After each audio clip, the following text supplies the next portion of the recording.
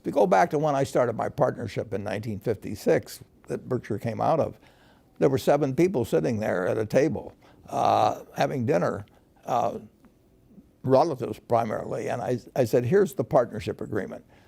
It's done under Nebraska law. It's 4 or 5 pages. You don't need to read it. But I said, here's a little half-page, what I call the ground rules. And I want you to read these. And if you feel okay about that, about the interaction, what the expectations are, and all of that sort of thing, then we'll join forces. And if you don't, it's fine. Other people have, but we shouldn't be partners. I mean, if I'm going to have a partnership with somebody, I want it to be compatible. It is, and when you have a public company, you can't control who comes in. I can't control some guy that comes in and thinks we're going to pay big dividends or split the stock or something like that. So by my actions and my communications and everything, I want to attract the people that, from the public market, that I want, and I want to keep the others away. Costco was built. Sol Price, who started the Price Club and that thing, he sat down and figured out the customer he didn't want.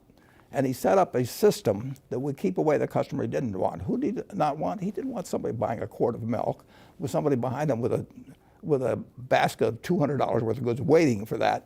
So he put in a membership fee, and by putting in a membership fee, he killed all the drop-in business, the business that belonged to the 7-Eleven. We want Berkshire to keep out people who have expectations about us that are different than ours. I mean, good for them, and I hope they find somebody they fit. But if you're going to run a church, you want your seats to be filled by people that are generally want to listen to your form of religion, and you don't want it to change every week and say, gee, I need a new group, and I'll go out and talk to a bunch of investors and get them to come to my church this Sunday, because there's only so many seats in the church. There's 1,645,000 or so A-equivalent shares, and those are the seats, and I want them occupied by people that are on the same page I am.